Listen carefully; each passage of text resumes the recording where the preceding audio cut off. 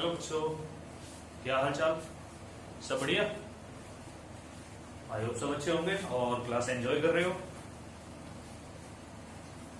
आज की क्लास में हमें बहुत ही अच्छा टॉपिक डिस्कस करना है, तो अच्छे से क्लियर कीजिएगा अपना पॉइंट, अपना कंसेप्ट। और अगर ये है कि हमारा लास्ट कंसेप्ट कंफ्यूजन में है, लास्ट कंसेप्ट हमारा क्लियर नहीं है, हमने अभी वीडियो लेक्चर देखा नहीं है, तो आप लास्ट वीडियो लेक्चर चेकआउट कर सकते हो। टॉपिक का नाम है हमारा, क्या था टॉपिक का नाम याद है?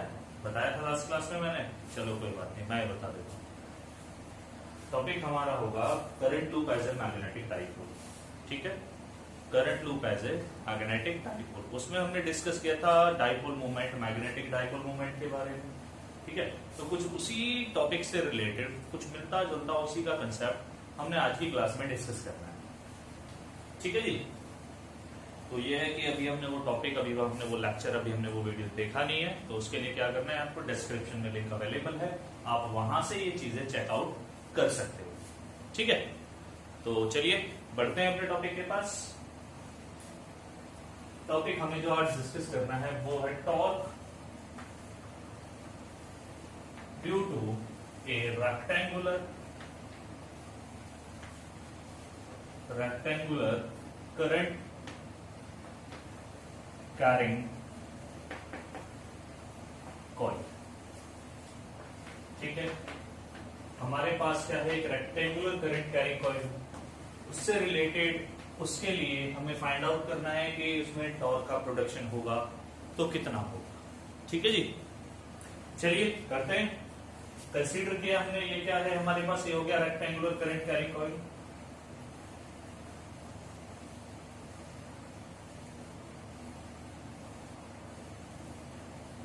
हम यूज कर लेते हैं इसे, ये हो गया ए बी सी और डी। ठीक है, कंसीडरेशन में लेते हैं करंट की डायरेक्शन हमारे पास कुछ इस तरह से।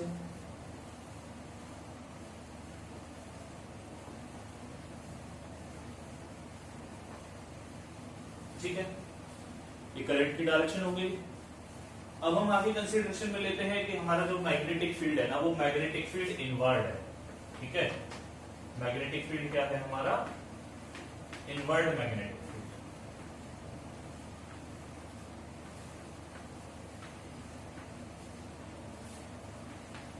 B is inward।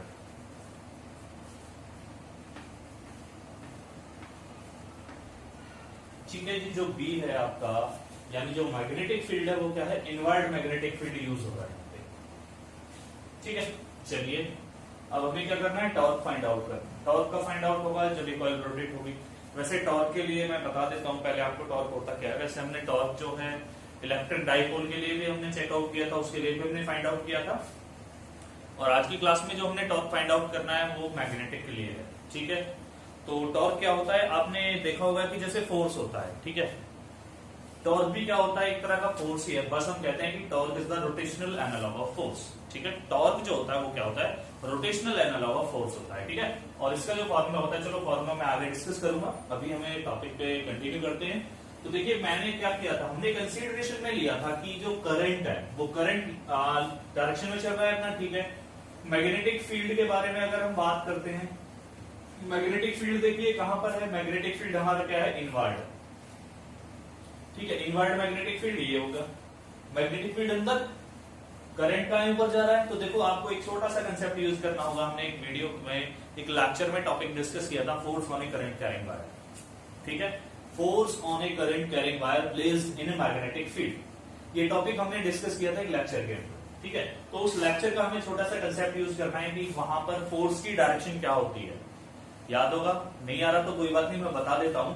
फोर्स की डायरेक्शन के लिए हमें एक रूल अप्लाई करना होता है, और रूल हमारा होता है कि थंब जो होता है वो हमारा इंडिकेट करता है डायरेक्शन ऑफ, सॉरी थंब कह रहा हूं, जो फिंगर्स होती है हमारी राइट हैंड की, ये राइट हैंड की फिंगर्स जो होंगी ये क्या होंगी, ये इंडिकेट करती है हमारी मैग्नेटिक फील्ड को, और जो थंब होता है, थंब प्लेस अप करते हैं द डायरेक्शन ऑफ करंट। ठीक है, तो जिस डायरेक्शन में करंट फ्लो कर रहा है उस डायरेक्शन में थंब, मैग्नेटिक फील्ड जहां है वो क्या होगा, आपका फिंगर्स होंगी। तो उस, हाँ, तो मैं आपको बता रहा था कि करंट क्या है, अपवर्ड जा रहा है ना।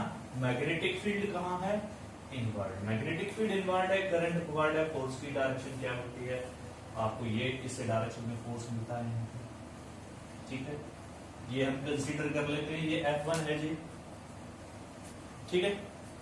और अब अगर मैं बात करता हूं,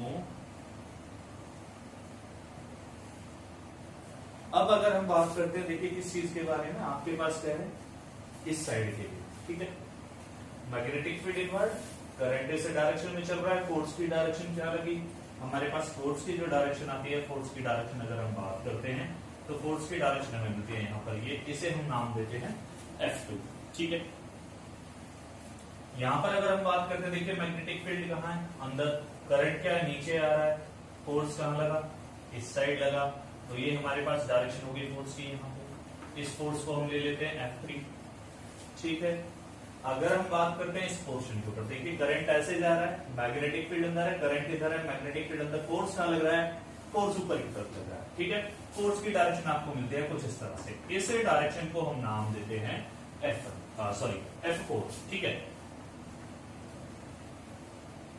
तो यहां पे देखिए आपके पास 4 फोर्सेस आए, कौन कौन से, F1, F2, F3, F4। अगर मैं F3 और F4 की हम बात करते हैं, देखिए इनका लाइन ऑफ एक्शन सेम है, इनका लाइन ऑफ एक्शन सेम है, ठीक है। तो इनका जो नेट रिजल्ट होगा वो 0 होगा, क्यों 0 होगा, क्योंकि देख लीजिए आपके पास F1, F2 और F3, F4 इनकी जो वैल्यूज होगी वो क्या क्या होगी। मैंने आपसे कंसीडरेशन में लिया है कि हमने रेक्टेंगुलर लूप कंसीडर किया है, इसमें AB और CD, इसकी जो वैल्यू है इसे हम कंसीडर कर लेते हैं स्मॉल, ठीक है। दूसरा हमारे पास क्या है, BC और AD, इसे हम कंसीडर कर लेते हैं स्मॉल b, ठीक है। चलिए हम F1 निकालते हैं, F1 क्या था आपको बताया था मैंने,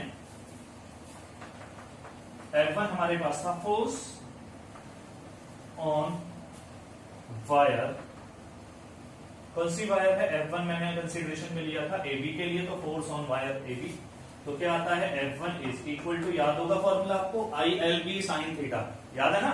तो हमारे पास क्या है, करंट I, L क्या है हमारे पास इसमें, लेंथ, देखो लेंथ किसकी है हमारे पास, लेंथ है AB की, तो हम AB यूज करते हैं, into magnetic field B into sine theta. अब थीटा देखिए, थीटा क्या है, थीटा आपके पास क्या होता था याद है, थीटा था आपके पास करंट किसके बीच का, I कह रहा हूं L और B के लिए, L और B के लिए करंट था थीटा। अब L क्या है, L की डायरेक्शन ये है, B क्या है, B मैग्नेटिक फील्ड अंदर है, क्या है, दोनों परपेंडिकुलर हो गए, ठीक है। कैसे परपेंडिकुलर हो गए ये चीज देख लीजिए, ये आपका L, ठीक है, ये L हो गया, ये मैग्नेटिक फील्ड इनवर्ड है, क्या है, दोनों परपेंडिकुलर हैं। जब दोनों परपेंडिकुलर होते हैं हमारे पास क्या होता है, थीटा की जो वैल्यू है वो हमें मिलती है 90 डिग्री, तो हम कहते हैं रिजल्ट आता है IA इंटू B। ए क्या है इसमें, AB साइड की लेंथ, AB जो साइड थी हमने उसे कंसीडर किया था यहाँ पे A, ठीक है। क्लियर हुआ पॉइंट, ये हमारा आया F1। चलिए अब हम बात करते हैं F2 के बारे में, ठीक है। F2 की वैल्यू क्या होगी देख लेते हैं,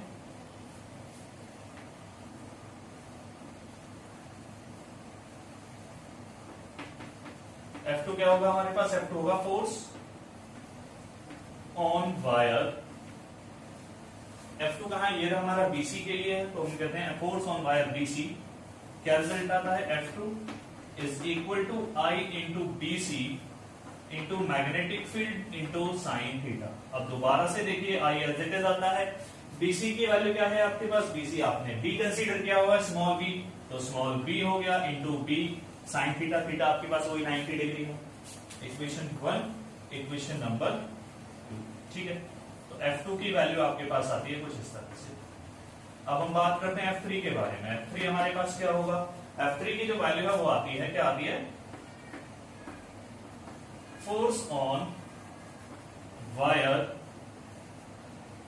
F3 हमने लिया है force on wire CD, CD के लिए देखते हैं फोर्स कितना आता है, हमारे पास रिजल्ट क्या आता है, वही F3 is equal to magnetic field B into CD into sine theta, ये रिजल्ट, ठीक है। तो F3 क्या आया आपके पास, F3 दोबारा से कितना आता है, F3 आता है IA B, थीटा आपका खत्म, साइन थीटा, तो ठीक है, क्योंकि थीटा की वैल्यू 90 है तो साइन थीटा की वैल्यू 1 हो जाएगी। F3 आया, इसे कंसीडर कर लिया इक्वेशन नंबर 3, ठीक है। ऐसे ही अगर आप बात करते हो F4 के बारे में, तो F4 आपके पास क्या आता है, F4 आपके पास होगा फोर्स ऑन वायर। कौन सी साइड है हमारे पास, हम यूज कर रहे हैं एडी, ठीक है। तो F4 की वैल्यू क्या आती है, वैल्यू हमारे पास आती है फाइनली, क्या रिजल्ट आता है, फाइनली हमारा जो रिजल्ट है वो आता है कि आई इंटू एडी हमने कंसीडर किया हुआ है small B into sine theta, ठीक है। अब थीटा हमारा कोई 90 है, तो F4 जो रिजल्ट आता है वो आता है आई बी इंटू बी, ये रिजल्ट आता है। इसे हम कंसीडर कर लेते हैं इक्वेशन नंबर 4, ठीक है। देखिए डियर, अब इक्वेशन 1 और इक्वेशन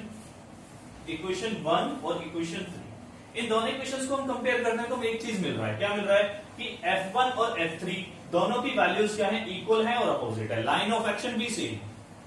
F1 और F3 दोनों की वैल्यूज क्या है, इक्वल एंड अपोजिट है, as F1 is equal and opposite to F3। और एक और चीज है याद रखना, लाइन ऑफ एक्शन भी सेम है, ठीक है। और ऑल्सो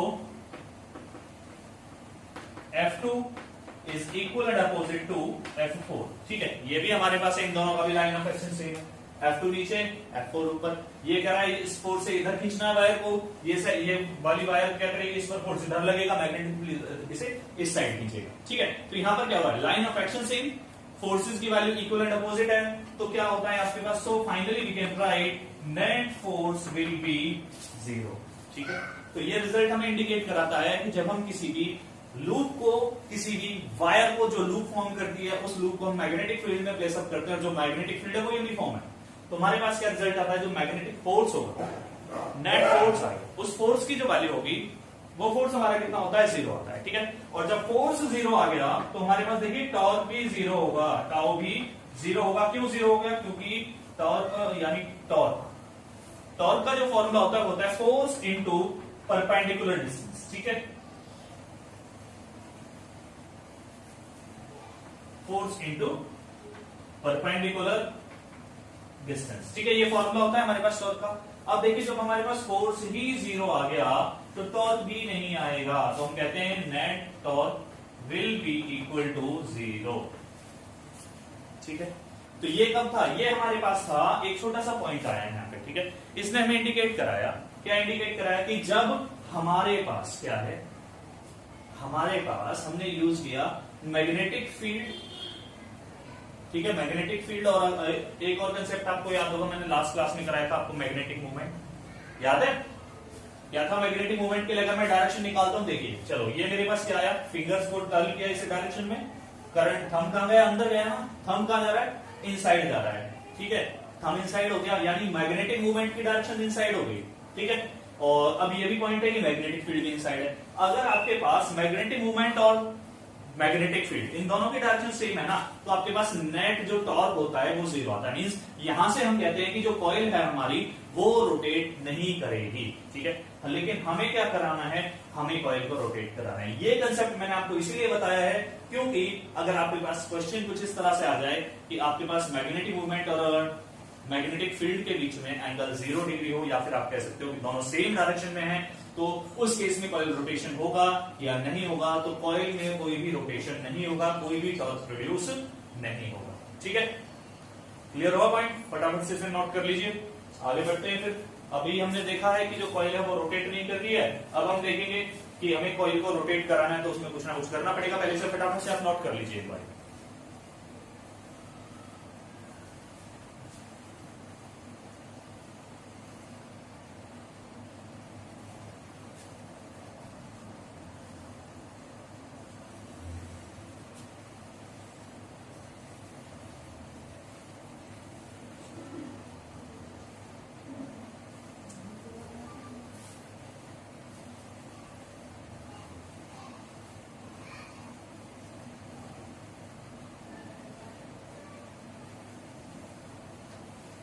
हो गया, चलिए रफ करते हैं इसे।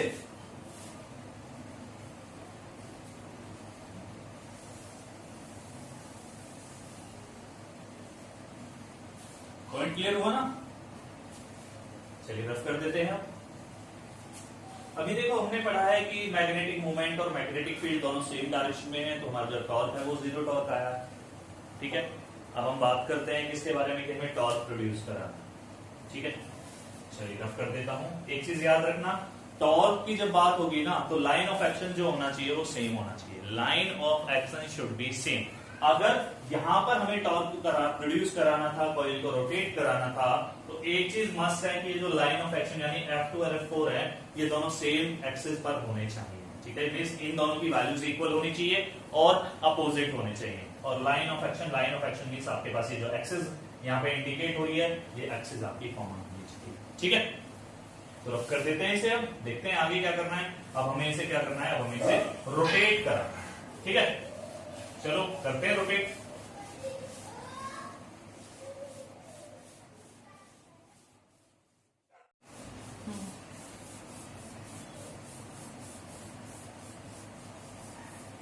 तो चलिए अब हम बात करते हैं कि ये कॉइल रोटेट करानी है हमें, रोटेट कैसे करेगी। ठीक है, तो इसके बारे में हम बात कर लेते हैं। ठीक है जी, तो एक चीज यहां से समझ आई कि अगर हमारे पास मैग्नेटिक मूवमेंट और मैग्नेटिक फील्ड इनके बीच का एंगल 0 डिग्री था तो कॉइल ने रोटेशन नहीं लिया, कॉइल रोटेट नहीं करेगी, टॉर्क प्रोड्यूस नहीं। ठीक है, तो क्या करना चाहिए हमें। तो अब क्वेश्चन आता है, अब सीधा सीधा पॉइंट ये इंडिकेट करता है हमें कि मैग्नेटिक मूवमेंट और मैग्नेटिक फील्ड इनके बीच में क्या होना चाहिए, कोई ना कोई एंगल होना चाहिए, कोई ना कोई एंगल होना चाहिए। क्लियर रखना, कोई ना कोई एंगल होना चाहिए। ठीक है, तो चलिए हम कंसीडर करते हैं, क्या कंसीडर करते हैं कि हम कॉइल को ना किसी एंगल से रोटेट कर देते हैं। अभी जो कॉइल थी हमारे पास कुछ इस तरह से थी, अभी जो केस हमने ले रखा था, ये कॉइल थे हमारे पास इस तरह से। ठीक है, अभी हम क्या करते हैं, कॉइल को कुछ रोटेशन में लेके आते हैं, रोटेशन में लेके आते हैं, तो हमारी जो कॉइल है ना वो कुछ इस तरह से दिखेगी। ठीक है, क्यों, क्योंकि हमने उसे रोटेट दिया है। ठीक है जी, रोटेशन हो गई। अब रोटेशन होगी तो इसमें करंट की डायरेक्शन तो वही है हमारे पास। चलिए करंट हमारा वही फ्लो कर रहा है उसी डायरेक्शन में जैसे हमने ले रखा था। ठीक है, हो गया। चलिए बात करते हैं, चलो नाम दे देते हैं वही हमारा, अब ले लेते हैं इनका नाम P, Q, R और ठीक है, हो गया, पॉइंट क्लियर हुआ ना। तो अब जो कॉइल है ना हमारी इस तरह से, पहले ये थी। ठीक है, कब, जब मैग्नेटिक मूवमेंट और मैग्नेटिक फील्ड दोनों के बीच का एंगल 0 डिग्री था, तब हमारी कॉइल इस तरह से थी। अब हमारी कॉइल है, हमने तो क्या किया, थोड़ा सा उसे एंगल घुमा दिया है। कहने का मतलब है कि कॉइल अभी ऐसे थी। ठीक है, अभी क्या किया, उसे थोड़ा सा ऐसे कर दिया। ठीक है, कॉइल ऐसे थी, नॉर्मल थी, उसे थोड़ा सा ऐसे किया है हमने। ठीक है, मूव किया है, मींस ये वाली जो साइड थी कॉइल की, कौन सी, ये वाली साइड, इस वाली साइड को क्या किया, थोड़ा सा अंदर किया है, इस वाली साइड को अंदर किया है, और इस वाली साइड को हमने क्या किया, बाहर किया। देखो अभी ये था इनिशियली। ठीक है, इनिशियली हमारे पास ये था ना, अब हमने क्या किया, जब रोटेट किया है तो हम कहते हैं थीटा एंगल से, किसी एंगल से क्या करेगी, रोटेट हो जाएगा। ठीक है, तो कहने का मतलब है कि अब आपके पास कोई ना कोई एंगल थीटा फॉर्म हो जाता है। ठीक है, किसके साथ, एक्सिस ऑफ रोटेशन के साथ। कैसे बनेगा देख लेते हैं। चलिए पहले तो पॉइंट क्लियर हुआ ना, रोटेशन किया है, रोटेट किया है, तो कैसे रोटेशन हुआ है, कितना रोटेट किया है। ठीक है, ये चीज जरूरी है, ये चीज जरूरी है हमारे लिए, तो हमें पहले एक चीज क्लियर करनी पड़ेगी। ठीक है,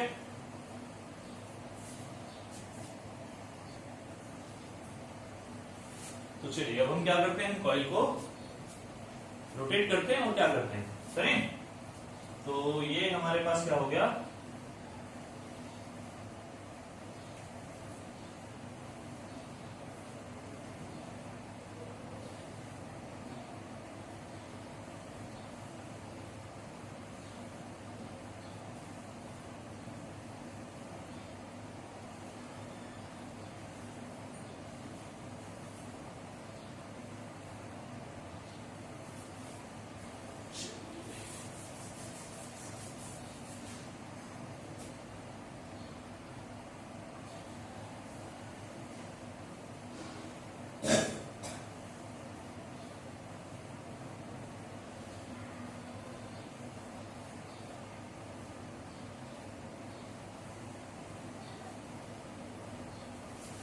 ये हमारे पास। ठीक है, इस साइड को हम नाम दे देते हैं P, ये हो गया Q, ये हो गया R, ये हो गया S। क्लियर हुआ पॉइंट। यहां से हम कंसीडर कर लेते हैं कि लेट PQ इज इक्वल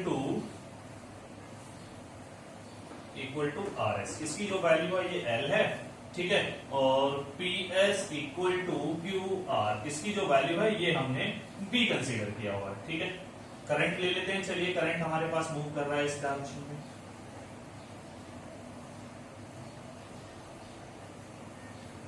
ठीक है। चलिए ये हमारे पास कंप्लीट हो गया। वही अगर हम बात करते हैं मैग्नेटिक फील्ड के बारे में, मैग्नेटिक फील्ड हमारा दोबारा से वही क्या है, इनवर्ड है। जैसा अभी मैंने थोड़ी देर पहले बोला था ना आपसे कि मैग्नेटिक फील्ड हमने इनवर्ड ले रखा है, वही मैग्नेटिक फील्ड हमारा यहाँ पे यूज हो रहा है, ठीक है। तो मैग्नेटिक फील्ड इनवर्ड,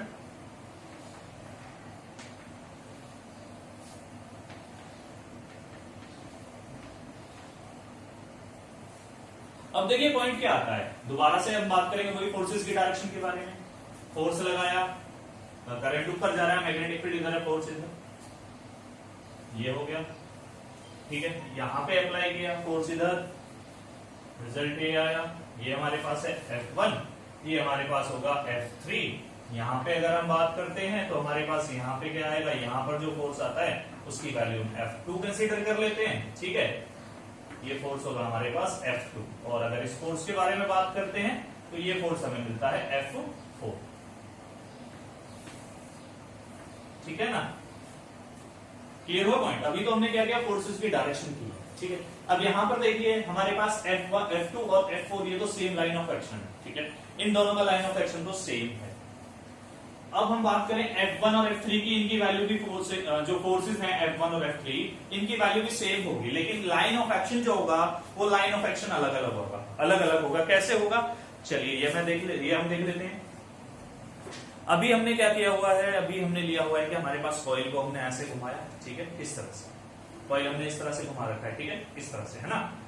जब रोटेशन किया है कॉइल का तो हमारे पास यही तो शेप आएगी, डिफॉर्मेशन आएगी कॉइल की। अब देखो यहाँ पर क्या है, इस वाली साइड की अगर मैं बात करता हूँ, यहाँ पर क्या है, फोर्स इधर लग रहा है, इस साइड ये फोर्स इधर गया, ठीक है, मींस इसका लाइन ऑफ एक्शन यहाँ है, इसका लाइन ऑफ एक्शन इस तरह से आएगा। अब मैं अगर बात करता हूँ इस वाली साइड के बारे में, इस वाली साइड के बारे में अगर मैं बात कर रहा हूँ तो देखो इसका जो फोर्स होगा, उस फोर्स की वैल्यू क्या आएगी, उस फोर्स की डायरेक्शन इधर जाएगी, उसका लाइन ऑफ एक्शन ऐसे आएगा, इसी डायरेक्शन में आएगा, ठीक है। तो यहाँ पर क्या है, लाइन ऑफ एक्शन जो है F1 और F3 के वो सेम नहीं है, वो सेम नहीं है, लेकिन F2 और F4 के जो लाइन ऑफ एक्शन होंगे वो सेम है, ठीक है। जब F1 और F3 के लाइन ऑफ एक्शन सेम नहीं है तो क्या होगा, जैसे ही फोर्स लगेगा तो ये वाला फोर्स इस पे लगेगा तो ये कॉइल ऐसे जाएगा, इस पे फोर्स लगेगा तो ये वाला साइड ऐसे आएगा, ठीक है। तो हमारे पास क्या होगा, फाइनली कॉइल क्या करेगी, कॉइल रोटेट करना स्टार्ट कर देती है, कॉइल की रोटेशंस स्टार्ट हो जाएंगे, ठीक है। तो अब हमें फाइंड आउट करना है कि जब रोटेशंस होंगे तो टॉर्क प्रोड्यूस होगा, कितना टॉर्क होगा उसके बारे में हमें बात करनी है।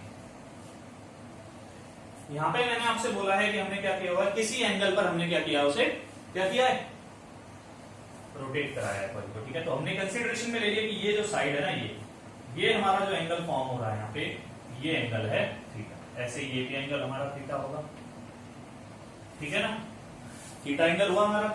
चलिए अब अगर हम बात करते हैं F1 के बारे में, F1 क्या होगा, आपको मैंने पहले भी बताया था, F1 क्या था हमारे पास, F1 था फोर्स ऑन, किस पर फोर्स है, फोर्स ऑन PQ। PQ पर कितना फोर्स है हमारे पास F1 की वैल्यू क्या आती है, F1 is equal to I, current I है, और अगर हम बात करते हैं लेंथ हमारे पास PQ आता है into magnetic field into sine theta, theta कितना है, दोबारा से वही देखो साइन 90 है। मैंने आपसे बोला था ना, force on A current carrying conductor placed in a magnetic field, जब मैंने ये कंसेप्ट कराया था तब मैंने आपसे बोला था जो मैक्सिमम क्वेश्चंस होंगे उनके अंदर जो फोर्स होगा उस फोर्स कह रहा हूं, मैग्नेटिक फील्ड और लेंथ एलिमेंट, इन दोनों के बीच में जो एंगल होगा वो मैक्सिमम क्वेश्चंस के अंदर एंगल 90 डिग्री होगा, ठीक है। यहाँ पर भी हमें 90 ही मिल रहा है, तो लिखना ना लिखना एक ही बात होती है। तो F1 हमारे पास क्या आता है, F1 हम लिखते हैं I, PQ कितना है, PQ हमने कंसीडर किया हुआ है L, तो L इंटू B, ये आ गया, ठीक है। चलिए F2 के बारे में बात करते हैं। F2 क्या है, F2 मैंने कंसीडरेशन में लिया है आपका फोर्स ऑन, कौन सी साइड है, फोर्स ऑन QR, ठीक है।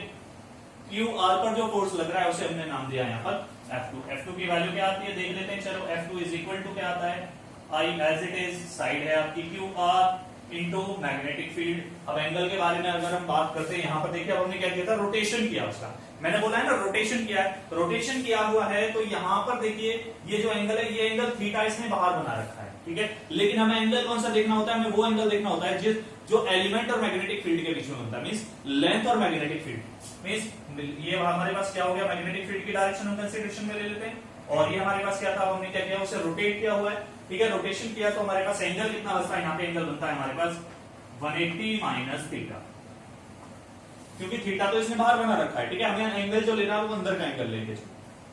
क्लियर हुआ पॉइंट? तो यहाँ पर हमें एंगल जो होगा हमारे पास होगा 180 माइनस थीटा, ठीक है। और साइन 180 माइनस थीटा कितना होता है, ये तो आपको याद होगा, I Q R. Q R की वैल्यू देखो कितनी है, बी है हमारे पास, तो बी यूज कर लिया, into capital B magnetic field के लिए आ गया, इंटू साइन थीटा, ठीक है। इसे कंसीडर कर लेते हैं इक्वेशन नंबर, और F1 जो आया था उसे कंसीडर कर लेते हैं इक्वेशन नंबर 1।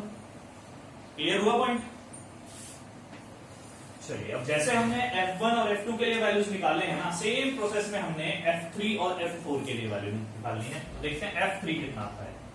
F3 क्या है, F3 देखो यहाँ पर फोर्स अप्लाई हो रहा है, इसकी वैल्यू हमारे पास क्या होगी, हम यूज करते हैं फोर्स। ये F3 क्या है, F3 हमारे पास है फोर्स ऑन, कौन सी साइड पर फोर्स है, ये है RS, ठीक है। F3 इज इक्वल टू, क्या रिजल्ट आता है आप सामने देख सकते हो अपने आप, तो आपके पास क्या है, I into RS into magnetic field, angle दोबारा से वही 90 है यहाँ पर, तो आपके पास F3 की वैल्यू क्या आती है, F3 आपके पास आता है ILB। ये कंसीडर कर लेते हैं इक्वेशन नंबर 3, ठीक है। क्लियर हुआ पॉइंट? चलिए, अब हम चलते हैं किसके पास, F4 हमारा अभी भी पेंडिंग है, F4 के बारे में हम बात करते हैं। तो F4 का रिजल्ट क्या आता है आपके पास, F4 के लिए रिजल्ट आता है I, चलो पहले तो F4 है क्या, ये क्या है, फोर्स ऑन, कौन सी साइड पर फोर्स है, ये हमारे साइड, हमारे पास है PS साइड के ऊपर जो फोर्स एक्सर्ट हो रहा है ना, वो हमारा है F4। तो F4 की वैल्यू क्या आती है आपके पास, F4 की वैल्यू आपके पास आती है, कितनी आती है, F4 आता है आपके पास I into SP into B into sine theta. Angle देखो वो थीटा फॉर्म हो रहा है यहाँ पे। तो F4 इज इक्वल टू क्या आता है आपके पास, F4 के लिए आंसर आता है कि F4 is equal to I into B into capital B into sine theta. ये रिजल्ट आता है, इसे कंसीडर कर लेते हैं हम इक्वेशन नंबर 4, ठीक है। यहां तक क्लियर हुआ पॉइंट? चलिए, अब हम देखते हैं आगे। देखो, मैंने आपसे बोला था, स्टार्टिंग में ही बताया था कि F2 और F4 इन दोनों का लाइन ऑफ एक्शन सेम है। जब इन दोनों का लाइन ऑफ एक्शन सेम है तो जो कॉइल रोटेट करेगी, इन्हीं दोनों के अबाउट उसका रोटेशन है, ठीक है। कॉइल जो रोटेट करेगी, इन्हीं दोनों के अबाउट उसका रोटेशन होगा। ये पॉइंट क्लियर हुआ? हो गया क्लियर पॉइंट? चलिए, अब बाकी जो बचेगा, घुमाएंगे कौन कौन से, घुमाएंगे कौन कौन, एक F1 होगा, एक F3 होगा। मैंने आपको पहले ही बता दिया है कि F3 ऐसे आ रहा है तो F1 क्या करेगा, कॉइल को इस तरह घुमाएगा। ये फॉर्मेशन क्या होगी, कॉइल आपकी ऐसे घूमेगी, ठीक है, इस तरह से। तब आपका क्या होगा, यहाँ पे टॉर्क प्रोड्यूस होगा। F2 और F4 का लाइन ऑफ एक्शन सेम है, ठीक है। चलिए, हम बात करते हैं इक्वेशंस का यूज करते हैं, ठीक है। जो हमने इक्वेशंस फॉर्म किए हैं फ्रॉम इक्वेशन 1 and 3 इक्वेशन का हम यूज करते हैं। देखिए आपको रिजल्ट क्या मिलता है। इक्वेशन नंबर 1 यहां पर है आपके पास, इक्वेशन नंबर 3 यहां पर है आपके पास। रिजल्ट आता है कि F1 is equal to F3, F1 is equal to F3। लेकिन लाइन ऑफ एक्शन क्या है, लाइन ऑफ एक्शन यहां पर अलग अलग होगा इन दोनों को, ठीक है। अगर हम बात करते हैं किसके बारे में, अब इक्वेशन 2 और इक्वेशन 4, तो फ्रॉम इक्वेशन 2 एंड इक्वेशन 4 क्या रिजल्ट आता है आपके पास। इक्वेशन 2 और इक्वेशन 4 को देखते हो तो आपके पास F2 is equal to minus of F4, ठीक है। F2 is equal to minus of F4। Clear, याद रखना ये चीज। यहां पर क्या है, वैल्यूज हमारे पास सेम आ रहा है, लेकिन जो डायरेक्शन है वो अपोजिट है और लाइन ऑफ एक्शन क्या है, सेम है। इसलिए क्या होगा, इन दोनों का कोई भी इफेक्ट नहीं होगा। अब F1 और F3 भी तो अपोजिट हैं, F1 और F3 भी अपोजिट है। F1 इधर आ रहा है, F1 इधर जा रहा है, F3 इधर आ रहा है, ठीक है। F1 और F3 भी अपोजिट है, लेकिन इनका लाइन ऑफ एक्शन सेम नहीं है। तो लाइन ऑफ एक्शन सेम ना होने की वजह से क्या होगा, इन दोनों का जो इफेक्ट है वो कैंसल आउट नहीं होगा, ठीक है। वैसे यहां पर अगर हम बात करते हैं, नेट फोर्स तो जीरो होगा। अगर हम बात करते हैं ना, इस पूरी की पूरी कॉइल पर नेट फोर्स हमेशा जीरो आएगा, ये चीज याद रखना, ठीक है। हमने पीछे दिखाया था नेट फोर्स जीरो क्यों आएगा, कैंसल आउट हो जाएंगे, सारे के सारे इक्विवेलेंट अपोजिट है। लेकिन जब लाइन ऑफ एक्शन सेम नहीं होता है तो रोटेशंस की कंडीशंस क्रिएट हो जाती हैं, ठीक है। तो यहां पर क्या होगा, तो हम कहते हैं F1 and F3 have different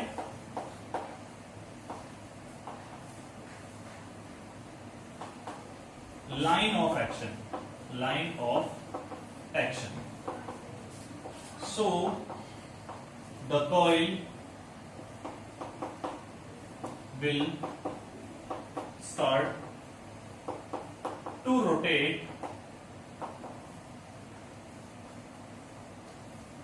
due to F1 and F3 about the axis of F2 and F4. ठीक है, अब यहां पर पॉइंट आता है कि F2 और F4 के अबाउट एक्सिस, F2 और F4 की जो एक्सिस होगी कॉइल इसी के अबाउट क्यों रोटेट करेगा।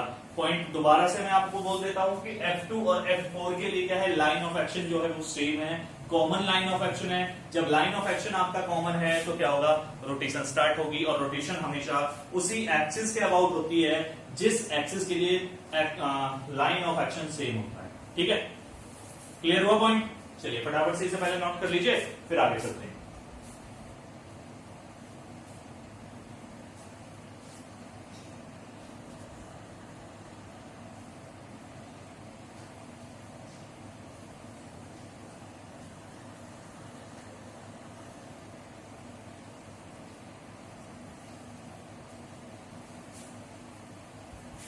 हो गया,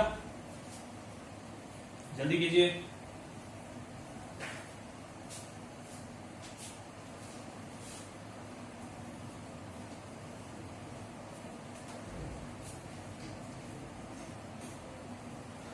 हो गया, रफ कर दें इसे। चलिए, जिस पोर्शन की हमें जरूरत नहीं है उसे हम रफ कर देते हैं।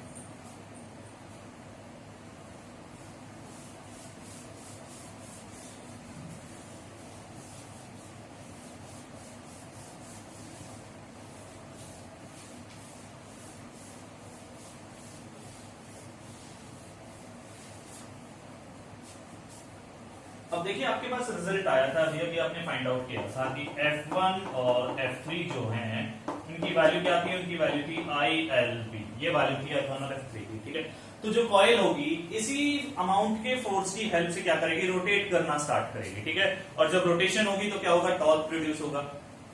ठीक है, तो टॉर्क का फॉर्मूला क्या था आपके पास, याद होगा। टॉर्क का फॉर्मूला आपने पढ़ा था, फोर्स इनटू परपेंडिकुलर डिस्टेंस। ठीक है,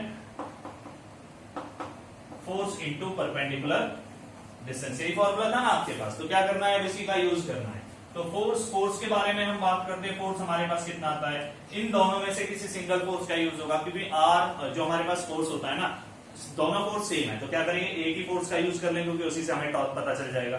ठीक है, तो फोर्स हमारे पास कितना एक्सर्ट हुआ, फोर्स हो गया ILB।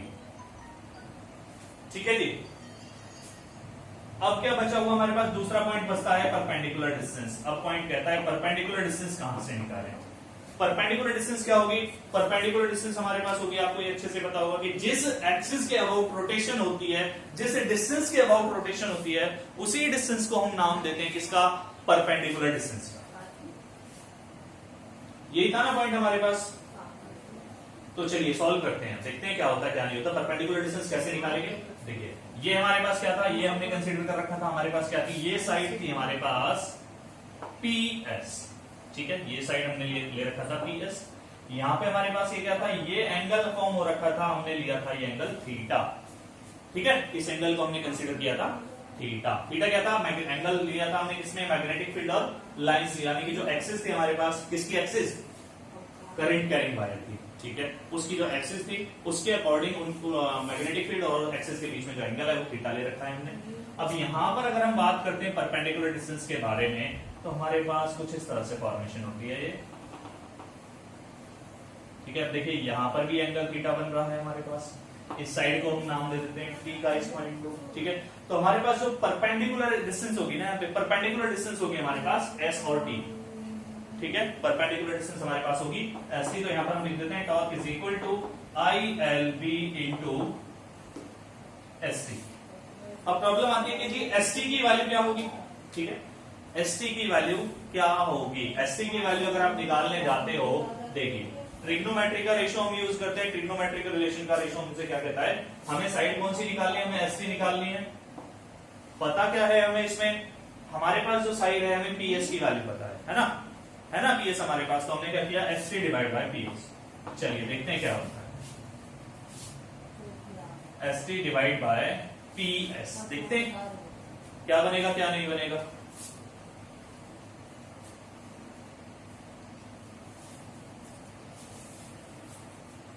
एस टी क्या है, देखिए एंगल बन रहा है थीटा और पीएस और एस टी के बीच में, तो पीएस और एस टी में से एक तो होगा बेस, ठीक है। अब बेस कौन सा होगा ये देखना है।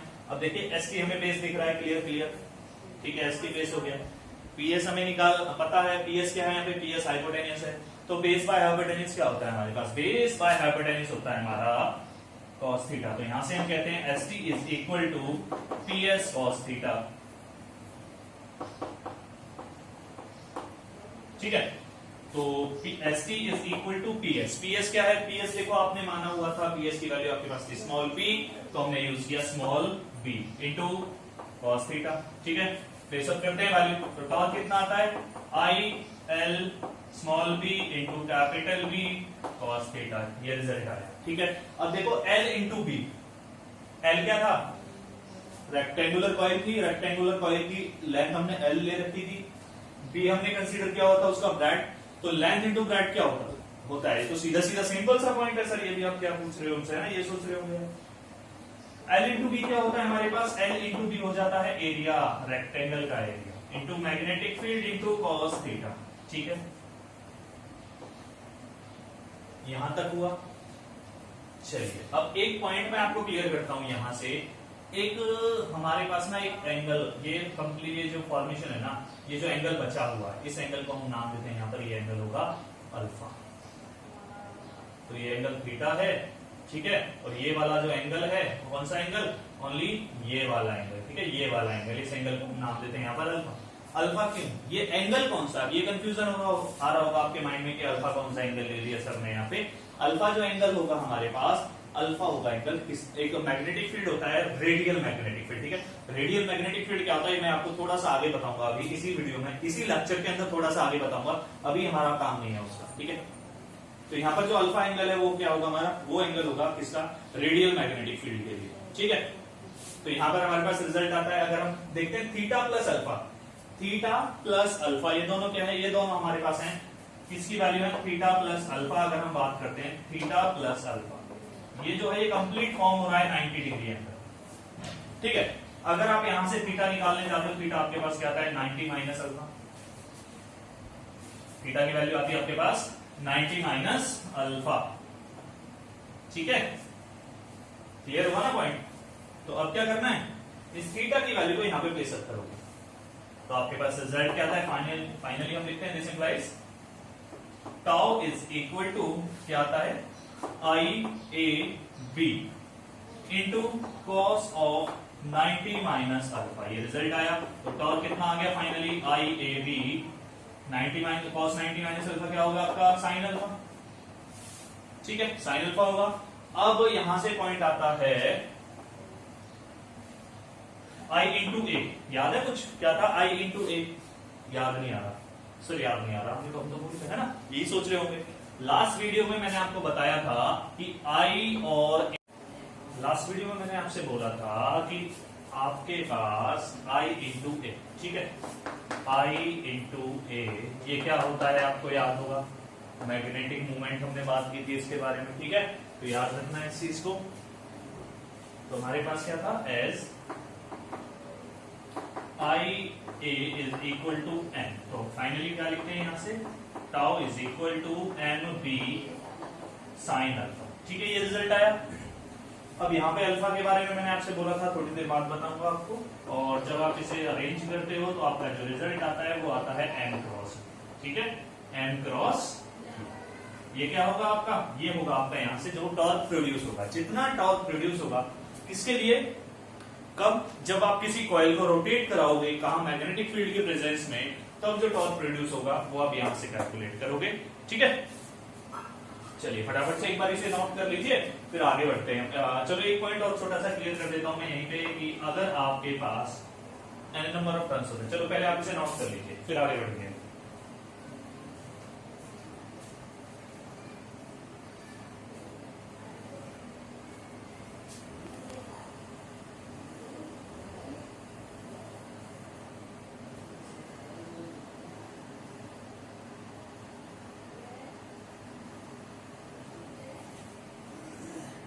हो गया, चलिए रफ कर देता हूं इसे अब मैं।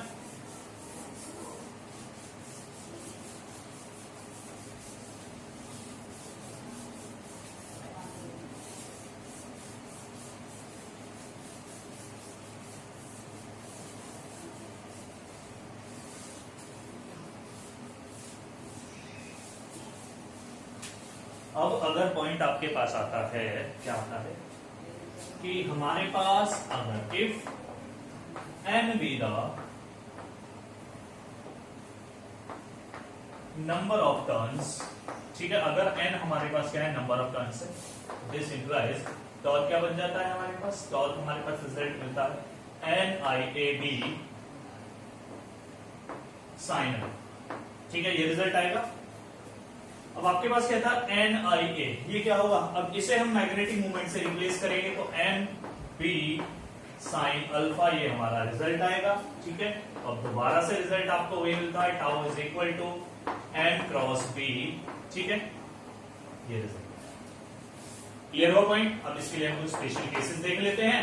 जो पहला केस है उसमें अगर हम बात करते हैं तो रिजल्ट हमारे पास आता है कि if n is perpendicular to b, ये रिजल्ट है, ठीक है। मींस क्या है, मींस आप कहते हो कि अल्फा जो है वो 90 डिग्री है, तो टाउ कितना आता है आपके पास, MB बचेगा, ठीक है। या तो आप MB बोलोगे या फिर आप बोलोगे इसमें क्या लिखोगे आप इसे NIAB, ठीक है, ये भी आप ले कर सकते हो। इसे हमने M से तो रिप्लेस किया था, ये क्या होगा हमारे पास टॉर्क हो गया। मींस हम कहते हैं कि अगर अल्फा की वैल्यू 90 डिग्री होती है तो जो टॉर्क होगा वो मैक्सिमम प्रोड्यूस होगा, मैक्सिमम टॉर्क का प्रोडक्शन होगा कब, अगर आपके पास अल्फा जो है वो 90 डिग्री होगा, ठीक है जी, क्लियर हो पॉइंट। चलिए दूसरा पॉइंट देख लेते हैं।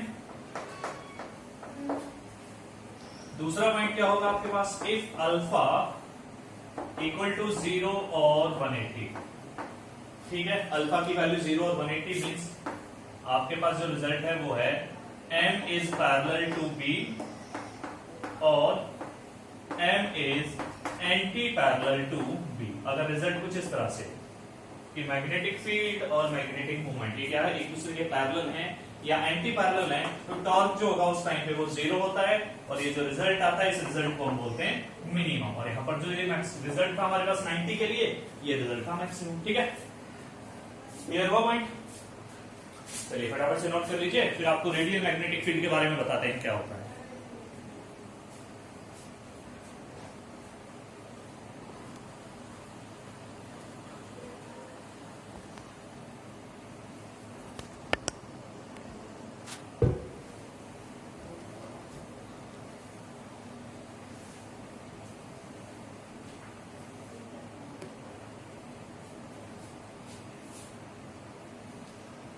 हो गया, चलिए रेडियल मैग्नेटिक फील्ड के बारे में बात करते हैं। अब क्या होता है,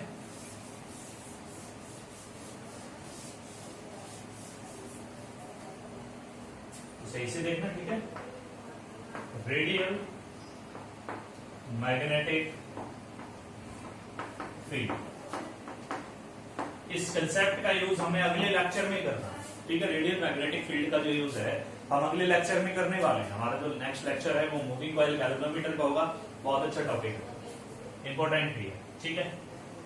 तो रेडियल मैग्नेटिक फील्ड क्या होता है हमारे पास, when magnetic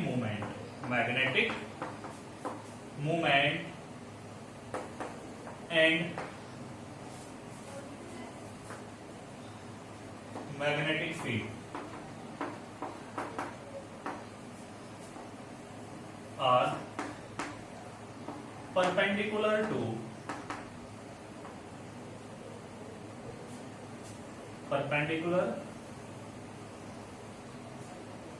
to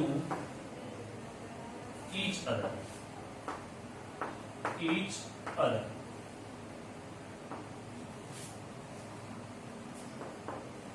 The magnetic field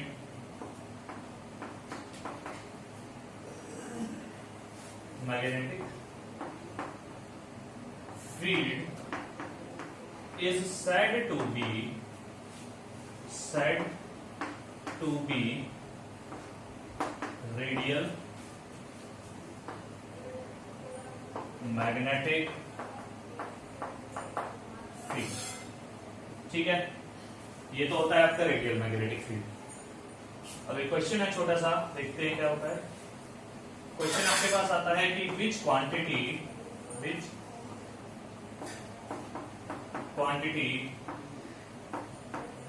है द यूनिट जूल पर टेस्ला.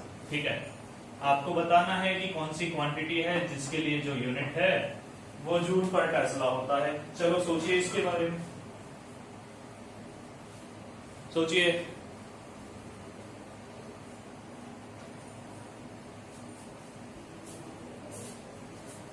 नहीं आया? चलिए हम बताते हैं फिर आपको. देखो अभी आपने पढ़ा था एक छोटा सा कंसेप्ट जिसमें पढ़ा था कि torque is equal to m into B, maximum condition के लिए m की.